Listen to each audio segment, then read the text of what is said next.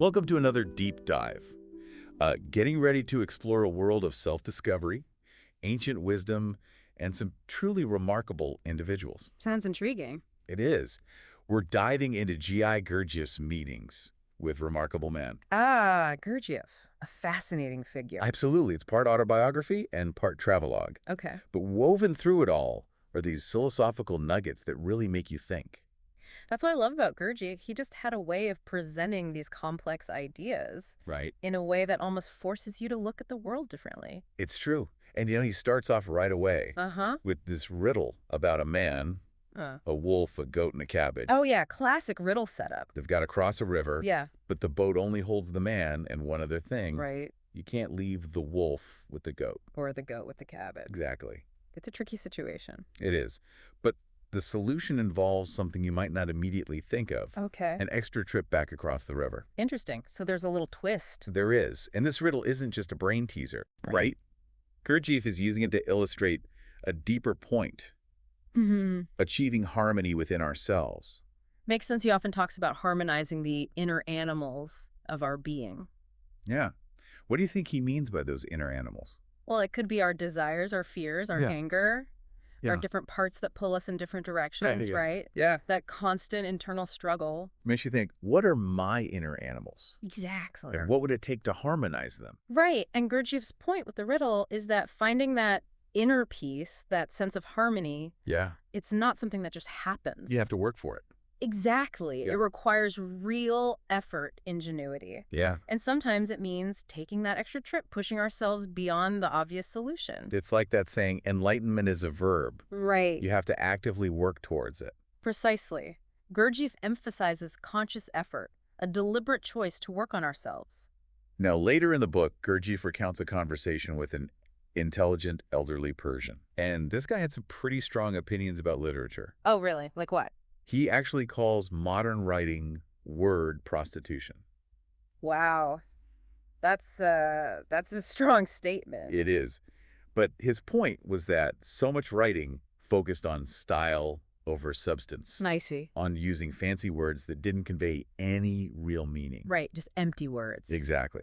And he uses this really funny example. Okay. There was this common Persian expression, Ah. yan dierim, which basically means, I say. Okay.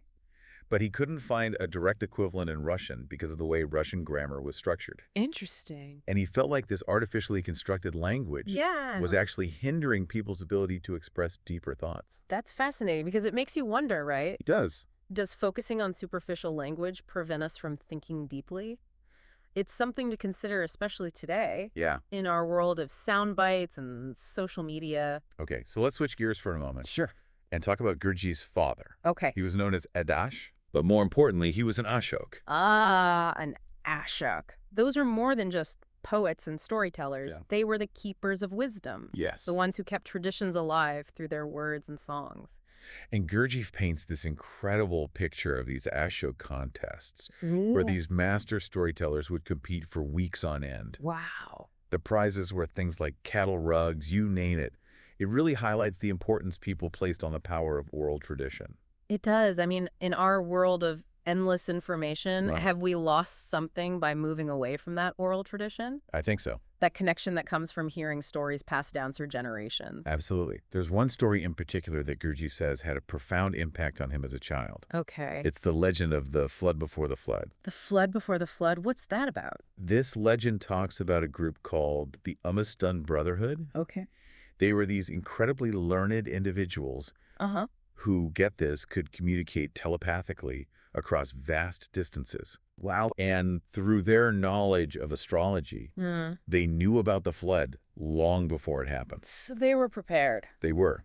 Gurdjieff actually describes a debate Oh, really? between his father and a local dean Okay. about the meaning of the story, Right. which shows how even ancient myths can spark different interpretations. It's so true. It's so true, and it raises an interesting question for us. What's that? What can we learn from this tale? Hmm.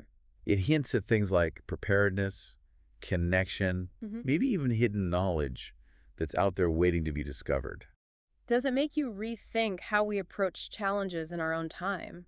It does make me wonder if we're paying attention to those subtle signs, Right. or are we just caught up in the day-to-day? Exactly. Gurdjieff's first tutor was a man named Dean Borsch, Dean Borsch. Okay. and he was known for having some pretty unconventional views. Right. Well, Dean Borsch was a fascinating character. Okay. He had wealth and status, Mm-hmm. but he chose to live a simple life, devoting himself to science I see. Okay. and his spiritual duties. Interesting. And get this, he believed that priests should also be physicians. He did. He saw the body and soul as interconnected. That really resonates with how people are thinking about health and well-being today. It does, doesn't it? It's a Yeah. very holistic perspective. It is. Do you think we separate things too much today? I do. I think we compartmentalize Right. the mind, the Yeah. body, our spiritual side. Yeah, we see them as separate when they're really all part of a whole. And Dean Borsch had some really unique, some might even say controversial teachings Okay. about personal responsibility Okay. and relationships. Interesting. He argued that true responsibility doesn't kick in until much later than what most people think. Really? What'd he say? He said, men mature fully between the ages of 20 and 23, Wow. and women between 15 and 19. That's definitely a different perspective. And then there were his ideas about relationships. Yeah.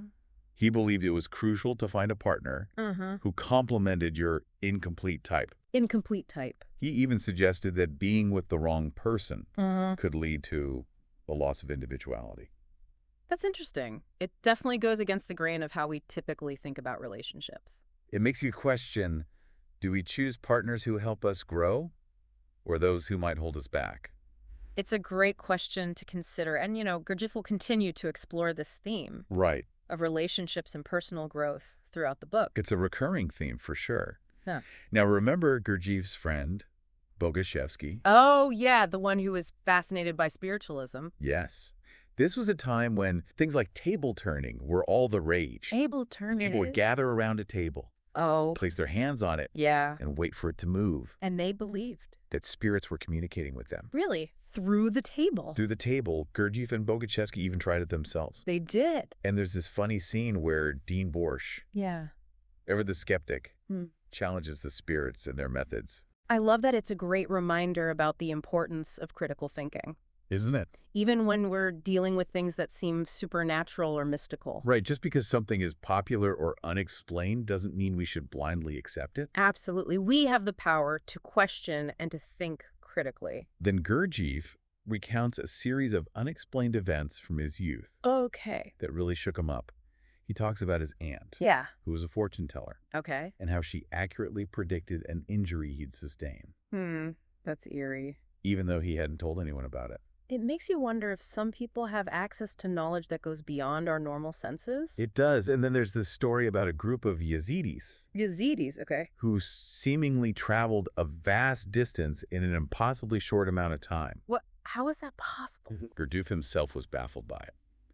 He even says, quote, "We questioned them in every way, both separately and together, trying to catch them in a lie or to find some inconsistency in their stories.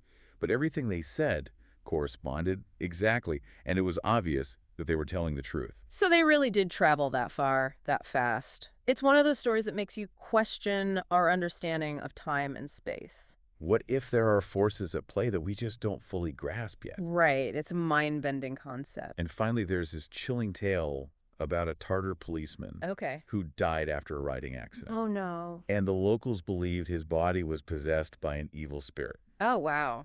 and that it actually tried to return home. What? People claimed they saw the body moving on its own. Oh, my goodness. That's creepy. To prevent the spirit from causing harm, Yeah. they ended up cutting the body's throat and returning it to the cemetery. Oh, wow. That's a pretty gruesome story. It is, and it shows how deeply ingrained those beliefs about spirits and the afterlife can be. Even in the modern world, those ancient beliefs can have a powerful hold on people's minds. We've covered a lot of ground in this first part, We have. but there's so much more to explore. I'm intrigued. Gurdjieff's journey is just beginning, and we're about to meet even more remarkable individuals Can't wait. who shaped his thinking. I'm ready for more Gurdjieff. Stay tuned for part 2, where we'll delve deeper into his encounters with these extraordinary people and uncover the wisdom they imparted. Sounds good. Gurdjieff's life was just filled with these incredible encounters. It was. And you can really see how each one Right. deepened his thirst for knowledge and understanding. And as we go further into his autobiography, Yeah. you'll start to see how those early experiences Uh-huh. shaped his unique philosophy. Okay. So picking up where we left off, Right. Gurdjieff has just shared those string of unexplainable events, leaving him, and probably us, Yeah. with a lot more questions than answers. Makes sense. It's at this point in the book that he shifts his focus to the remarkable people who really influenced his life. Yeah, okay. And he starts with the person who had the most profound impact on him, his father. His father makes sense. The Ashok we discussed earlier, Right. he wasn't just a gifted storyteller. Right. He was a man of deep wisdom Mm-hmm. and unconventional thinking. Interesting. And Gurdjieff tells this wonderful story about his father's approach to answering questions. No, really? When a priest asked young Gurdjieff where God was, Yeah. his father replied, God is just now in Seri Kamish, Seri Kamish. which is this beautiful forest region known for its towering pine trees. Okay, beautiful imagery. And when the priest pressed him asking what God was doing there, his father said God was making ladders to heaven, Ladders to heaven, wow. fastening happiness to the top so that individuals and nations could ascend and descend. What a poetic way to answer that question. It's beautiful, isn't it? Yeah. You can really sense Gurdjieff's father's ability to convey these profound ideas Yeah. in a way that sparks the imagination. It reminds us that sometimes the most meaningful answers, right, aren't literal, but rather they invite us to look beyond the surface Yeah. and discover deeper truths. Now, Gurdjieff's family went through some really tough times. Oh, They actually lost their wealth really? due to a series of unfortunate events. That's hard. But even in poverty, his father's integrity never wavered. That's admirable. Gurdjieff describes his father as having an instinctive aversion to deriving personal advantage from the naivete and bad luck of others. So basically, he couldn't bring himself to profit from someone else's misfortune. Exactly, which, as you can imagine, made things difficult. Yeah. When he was trying to earn a living in a world where not everyone shared those same scruples. It's a powerful example of living by a strong moral code. It is. Even when it's hard, even when it might cost you something. Right. Does that resonate with you at all? It absolutely does. Yeah. It makes you think about your own values and what you're willing to compromise even when facing challenges. Exactly. It's about asking ourselves, what are the principles we hold dear? And are we living in accordance with them? Now, let's revisit Gurdjieff's first tutor, Dean Bouvier, Okay, endorse. who we talked about earlier. Right. Their relationship really deepened after Gurdjieff was chosen for the cathedral choir. That cathedral choir, wow. Dean Bouvier had such a profound influence on Gurdjieff, Yeah. especially in shaping his understanding of the connection between the body and the soul. I remember how Dean Borsch believed that priests should also be physicians. He did. He said, just as a physician who does not have access to the soul of his patient cannot be of any real help to him, so also one cannot be a good priest without being at the same time a physician, because the body and soul are interconnected, and it is often impossible to cure the one when the cause of the illness lies in the other. It's a perspective that seems to be gaining more traction today. It does. This idea of treating the whole person, Right. taking into account not just the physical, but also the emotional and spiritual aspects of well-being. It makes you wonder, have we lost sight of that interconnectedness in our modern approach to health? It's a good question. Do we compartmentalize too much? I think so. Do we see our minds and bodies as separate entities when they're really part of a whole?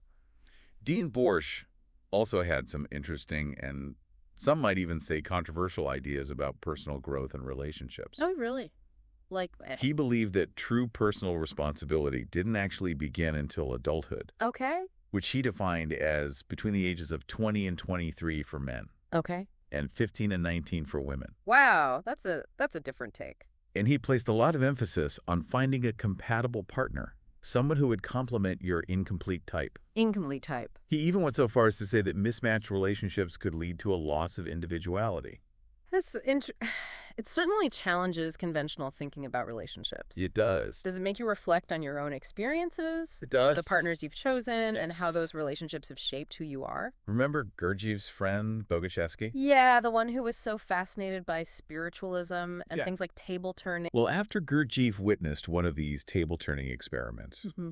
he went to Dean Borsch seeking answers. Makes sense. And Dean Borsch, being a man of science and reason, wasn't buying it. He wasn't. He basically dismissed the idea of spirits communicating through table legs. So he was skeptical. He argued that if spirits really had the power to move a table, Surely they could find a more direct way to make contact. It's a classic example of approaching the seemingly supernatural with a healthy dose of skepticism and logic. It is. It's a reminder that we shouldn't blindly accept things Right. just because they're popular or Right. presented as mystical or mysterious. Yeah. We have the power to question Yes. and to think critically. Then Gurdjieff describes another series of strange occurrences. Okay. This time while he was working as an artisan in Alexandropol, Alexandropol. which was a city in Armenia. Okay. He tells this story about his aunt, a fortune teller, Mm-hmm. who predicted that he would sustain a specific injury, even though he hadn't mentioned anything about the ailment that Interesting. would eventually lead to that injury. It's one of those stories that makes you wonder about premonitions Yeah. and whether some people have access to knowledge Yeah. that we can't explain. And then there's that incredible story of the Yazidis, The Yazidis. who seemingly completed an impossible journey in an incredibly short amount of time. Right. Gurdjieff recounts, we question them in every way, both separately and together, trying to catch them in a lie or to find some inconsistency in their stories. But everything they said corresponded exactly, and it was obvious that they were telling the truth. This story, like the others, seems to challenge our conventional understanding of what's possible. It does. Do you think it's possible that there are dimensions beyond our current perception? It's a mind-bending concept, isn't it? Yeah. That maybe there are things happening around us all the time we Right. simply can't perceive. It's a humbling thought, It is. and it makes you wonder what else we might be missing. Then, as if these stories weren't strange enough, Okay. Gurdjieff shares a chilling tale about a Tartar policeman A Tartar policeman. who died after a riding accident. Oh. The local people were convinced that his body was possessed by an evil spirit. And that it tried to return home. Tried to return home. There were reports of the body moving on its own. That's creepy. And to prevent the spirit from causing any harm, Yeah. they actually cut the body's throat before returning to the cemetery. It's a pretty gruesome story. It is. And it speaks to the power of belief Right. and the fear of the unknown. Even in the modern world, those ancient beliefs about spirits and the afterlife can have a powerful hold on people's minds. Absolutely. And these stories serve as a reminder that sometimes Yeah. the line between reality and belief Right. can be incredibly blurry. Now let's shift gears Okay. and talk about another remarkable individual All right. who played a key role in Gurdjieff's life, his friend Boguchevsky, Gurdjieff. Okay. who eventually became Father Ivlisi, Father Ivlis. a monk in the Essene Brotherhood. The Essene Brotherhood. The Essene Brotherhood is believed to be an ancient Jewish sect Okay. that predates the birth of Christ. Interesting. Some scholars even believe that Jesus himself might have been influenced by their teachings. Wow.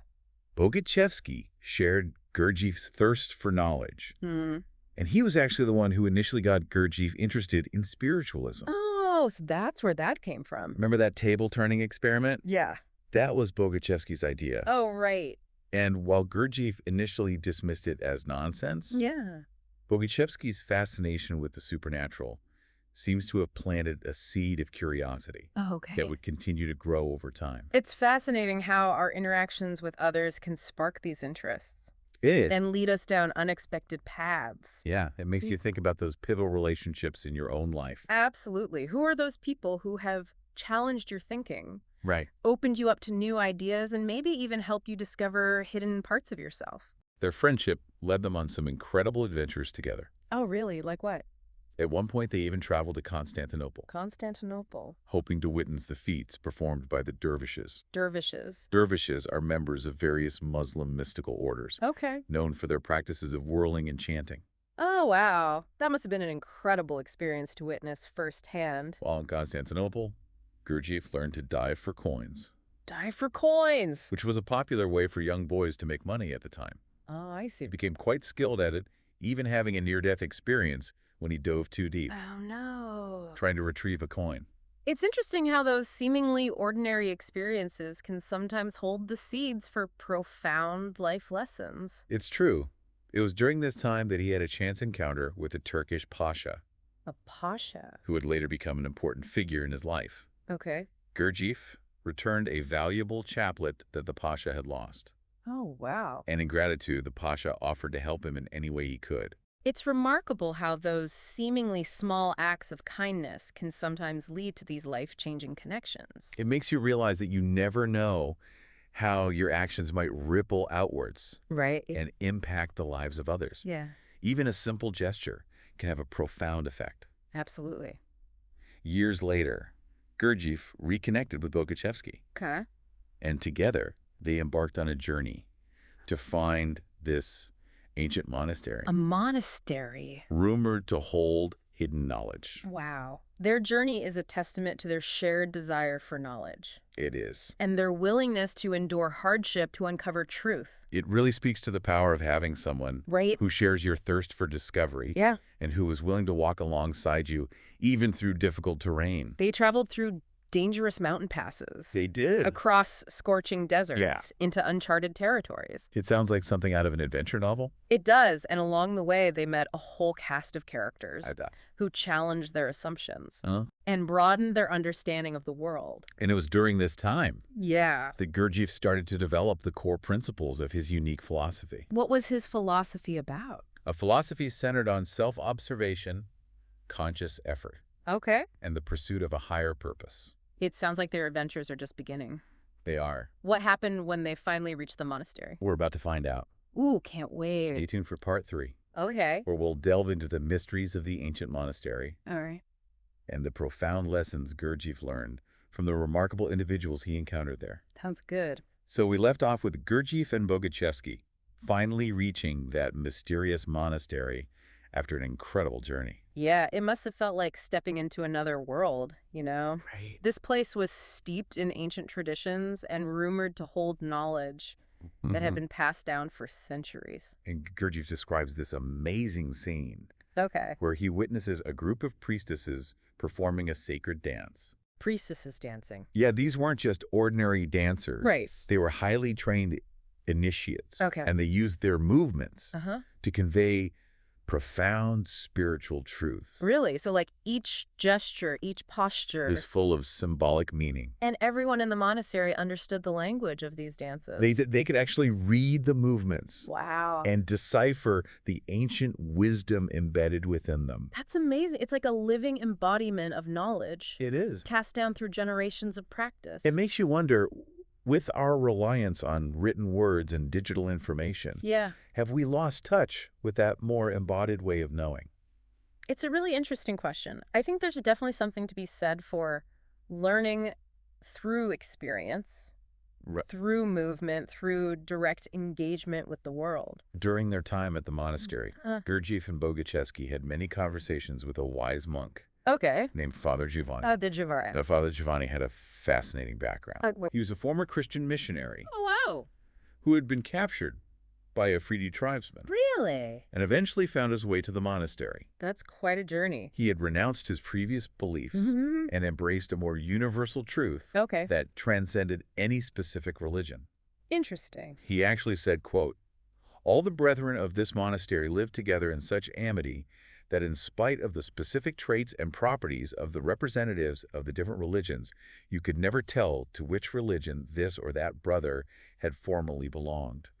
All are united by God, the truth." It's a powerful statement about finding unity and common ground, Isn't it? despite our differences. And it really speaks to Gurdjieff's own search for truth, Right. which was always driven by a desire to understand the underlying principles that connect us all. Father Giovanni shared many profound insights with Gurdjieff and Bogochevsky. He did. One that really stood out to me Yeah. was the difference between knowledge and understanding. He said that knowledge was just, quote, "the automatic remembrance of words in a certain sequence," Okay. whereas true understanding came from combining intentionally acquired information with personal experience.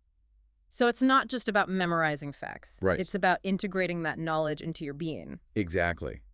He argued that you can't just give someone your understanding. Right. It's something that has to be cultivated through effort and direct experience. That makes sense. This idea became a cornerstone of Gurdjieff's own teachings. It did. He believed that it wasn't enough to just read about spiritual truths. Yeah. You had to actually live them. Embody them. Yes, make them a part of your being. It's a reminder that true learning goes beyond the intellectual. It does. It requires a transformation of our whole selves, not just our minds. Now, one thing that I always wondered about Mm-hmm. was how Gurdjieff managed to fund his travels, Right. his research. Yeah. and essentially his Institute for the Harmonious Development of Man. Yeah, all these incredible adventures, years spent studying with remarkable men. Right? It couldn't have been cheap. So how did he do it? Well, Gurdjieff explains that from a young age, he had this knack for spotting opportunities Uh-huh. and finding creative ways to make money. Like what? He tells this funny story about how, as a young man, Okay.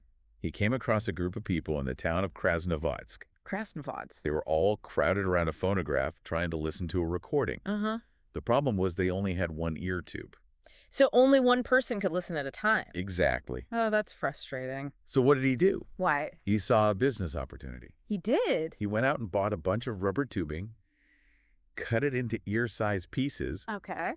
and rented them out to the eager listeners for 5 kopecks each. What a great idea. Did it work? He ended up making a small fortune. Talk about resourcefulness. He had this incredible ability to adapt to any situation and turn a profit. So he was always hustling? He repaired sewing machines, Wow. dealt in antique carpets. Okay. He was always hustling. That's impressive. But there's this other story that shows a different side of his entrepreneurial spirit. Oh, really? He recounts helping a Georgian friend sell a batch of salted herrings. Okay. The friend thought they were spoiled. Oh, no. But Gurdjieff managed to sell the whole lot for a profit. Really? He offered to split the earnings, Uh-huh. but the friend refused, He did. saying it was Gurdjieff's good luck and his bad luck, so he shouldn't take the money. It's an interesting contrast to how Gurdjieff often took advantage of the ignorance of others. It is? It makes you think about his ideas around fairness Right. and what he considered ethical behavior. As his work gained recognition, Yeah. he needed a more sustainable way to fund his endeavors. Makes sense, especially his dream of establishing an institute Right. where he could teach his methods for self-development. And setting up an institute requires serious capital. So where did he turn? America, of course. America. The land of opportunity. Makes sense. He knew that if he could make it there, he could make his dream a reality. And he wasn't wrong. He gained a following. He did. Started giving lectures and workshops. Yeah. Sharing his insights into human psychology and the potential for transformation. He even used his skills as a hypnotist and a showman to draw in crowds and generate income. Really? Hypnotism? That's interesting. He understood the power of spectacle. It's a fascinating juxtaposition. Isn't it? Here's this man dedicated to pursuing spiritual truth. Yeah. But he's not afraid to use trickery and showmanship to achieve his goals. It just goes to show that even those striving for higher consciousness Right. are still human with all the complexities and contradictions that entails. And it's a reminder that the path to self-discovery isn't always straightforward. Right. There are going to be twists and turns, unexpected challenges, Yeah. and moments where we have to be resourceful and adaptable. Gurdjieff's life story is a testament to that he was a seeker, an adventurer, an entrepreneur, and ultimately a teacher who dedicated his life to helping others awaken to their own potential. His book, Meetings with Remarkable Men, Yeah. is more than just an autobiography. It's an invitation to look inward. To question our assumptions. Yes, Yeah. and to embark on our own journeys of self-discovery. It encourages us to seek out the remarkable in the everyday, Right. to find those individuals who can challenge our thinking and inspire us to grow. And maybe, just maybe, to become remarkable ourselves. So as we conclude this deep dive, Yeah, I want to thank you for joining us it's been a pleasure. on this exploration of Gurdjieff's Meetings with Remarkable Men. Absolutely. Until next time, keep exploring, keep questioning, and keep seeking your own truth. Thanks for having me.